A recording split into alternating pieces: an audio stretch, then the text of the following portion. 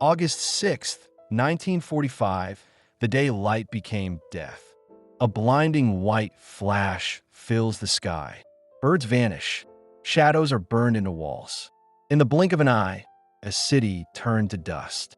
Thousands vanished, their voices swallowed by the wind. What began as a race for power ended as a lesson written in fire. This is the story of Hiroshima. The moment the world saw what mankind was truly capable of. The morning of August 6th, 1945 began like any other in Hiroshima. The sun rose gently over the hills, touching the rooftops with a golden warmth. Children prepared for school, merchants opened their shops, and workers cycled through quiet streets, unaware that history itself was holding its breath.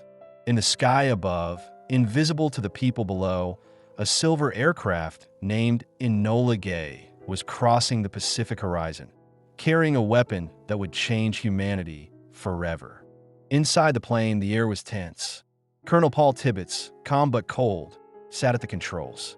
Behind him, the crew avoided small talk. They all knew what was in the bomb bay, little boy, a device of such destructive power that even the scientists who built it weren't sure what would happen when it detonated. Below them lay a city of 350,000 souls, a city that had, until that morning, escaped the worst of the war. At exactly 8:15 a.m., the bomb bay doors opened. The weapon dropped silently, spinning as it fell. 43 seconds that would decide the fate of a nation. At 1,900 feet above the city, little boy exploded. A light brighter than the sun tore through the morning sky. For a split second, everything stood still, and then came a shockwave. Windows shattered miles away. Stone walls crumbled. People walking in the open were vaporized instantly. Their shadows burned into the ground like dark memories. The blast temperature exceeded 4,000 degrees Celsius. The fireball expanded to nearly 300 meters wide. Buildings melted, rivers boiled, and in the heart of Hiroshima, human bodies turned to ash before they could even scream. But the worst was yet to come. Those who survived the initial explosion faced something far more invisible: radiation. A strange, burning rain began to fall, black and oily, filled with ash and radioactive dust. People ran, their skin hanging from their arms, their eyes clouded white.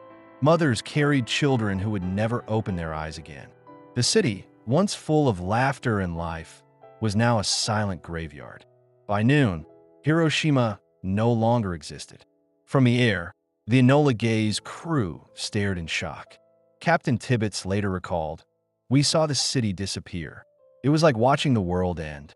But there was no cheering, no sense of victory, only silence." Even the pilots knew they had unleashed something beyond human comprehension. Hours later, news of the bombing reached Washington. President Harry S. Truman addressed the world. "We have used it in order to shorten the agony of war. If they do not now accept our terms, they may expect a rain of ruin from the air, the like of which has never been seen on this earth." 3 days later, the threat became real again. Nagasaki was next, and in that moment, the world entered a new era, the atomic age. In the days that followed, Hiroshima was unrecognizable. Corpses lay piled along the rivers. Survivors wandered aimlessly, their bodies burned and swollen. Doctors had no tools, no medicine. Nurses wept as they tried to comfort dying children. A strange sickness began to spread: fever, hair loss, bleeding from the gums.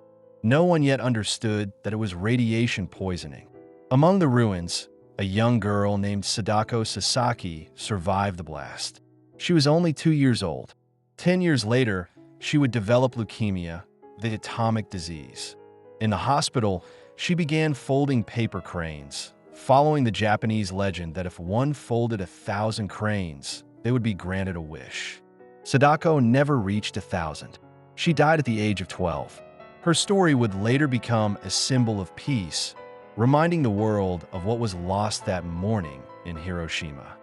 As Japan reeled from the devastation, scientists around the world watched in horror and fascination. The Manhattan Project, once a symbol of scientific triumph, was now a shadow over humanity's conscience. Robert Oppenheimer, the father of the atomic bomb, recalled an ancient verse from the Bhagavad Gita. "Now I am become death, the destroyer of worlds." He understood what many others could not yet admit, that humanity had crossed a line it could never uncross. The weapon built to end one war had begun another, a silent, invisible war between nations armed with nuclear power. In the years that followed, Hiroshima rose again, rebuilt from ashes. But beneath the modern streets, beneath the neon lights and glass towers, the ground still whispers of that morning. Each August, the city gathers at the Peace Memorial Park. Thousands release floating lanterns into the river, each one carrying a name, a memory, a promise that it will never happen again. The bell tolls once for each soul lost. The silence that follows feels heavier than any explosion. Yet in that silence, there's also resilience. Hiroshima did not die that day. It was reborn as a symbol, a warning to those who forget, a lesson to those who still chase power at any cost, and a plea that no city, no child, no world should ever again face the light that became death. 3 days after Hiroshima, on August 9th, 1945, the world once again witnessed the impossible. At dawn, a second bomber, Boxcar, took off from Tinian Island. Its target, Kokura, a city known for its military factories. But thick clouds hid Kokura that morning, and the crew, following orders, turned toward the secondary target, Nagasaki. The people of Nagasaki were beginning their day like any other. Fishermen were returning from the sea. Merchants opened their stalls. Children were on their way to school. None of them knew that, in minutes, the sky would open with a light born from the depths of hell. At 11:02 a.m., the bomb, Fat Man, was released. It fell silently, slicing through the air, and then detonated 500 meters above the Urakami Valley. The explosion was even more powerful than Hiroshima's.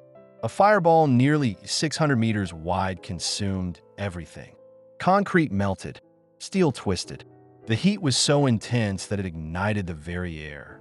Within seconds, 70,000 people were gone. Entire families vanished. Nothing left but outlines on the ground, a haunting reminder of where life once stood. The blast radius reached the hills, where witnesses said the sound echoed like thunder that never ended. A nurse later wrote in her journal, "I saw people running with no skin, only red flesh. Their eyes were gone. They screamed, but did not sound human." Church bells melted in the Cathedral of Urakami, once Japan's largest Christian church. Its dome collapsed, crushing hundreds who had taken refuge inside. For a brief moment, the sacred and the damned shared the same fire. By evening, Nagasaki was burning. Those who survived begged for water, but the rivers boiled.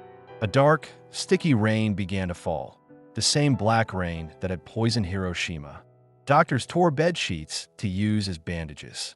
Mothers searched for children in the ashes. A priest, still alive, knelt beside the ruins and whispered, "God forgive us all."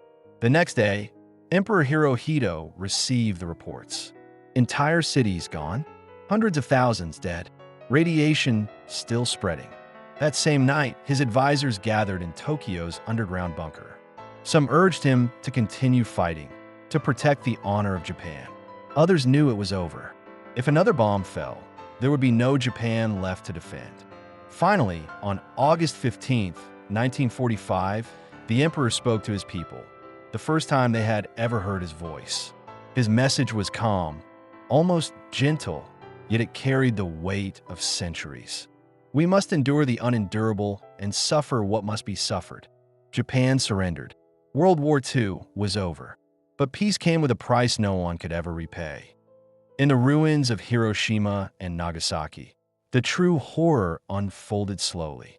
Radiation, invisible, silent, merciless, began its second attack. Within weeks, survivors who had seemed unharmed started to collapse.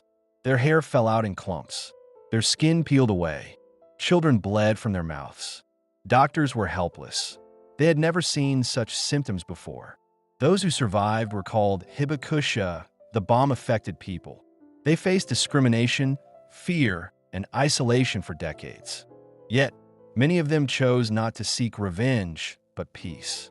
They spoke in schools, wrote letters, built monuments, not to hate, but to remind the world. One survivor wrote, "We were the first victims of the atomic age. Let's be the last." Meanwhile, on the other side of the world, a new race had begun. The United States celebrated victory, but the Soviet Union watched with suspicion. By 1949, the Soviets tested their own atomic bomb. Soon after, Britain, France, and China joined the nuclear club. The sky above the Earth became crowded with weapons that could destroy it 100 times over. The fear of total annihilation hung over every generation. Children practiced duck and cover drills in schools. Cities built underground shelters. The world had survived one war, only to live in the shadow of another, the Cold War. For decades, peace existed not because nations trusted one another, but because they were too afraid to act. This fragile balance, known as mutually assured destruction, kept humanity alive by a thread. But out of the ashes of Hiroshima and Nagasaki came something else, a new conscience. In 1955, Albert Einstein and Bertrand Russell issued a declaration, urging the world to remember what had happened. Remember your humanity and forget the rest. That same year, Japan built the Hiroshima Peace Memorial Park. At its center stands the Jinbaku Dome, the only structure near the hypocenter left partially standing.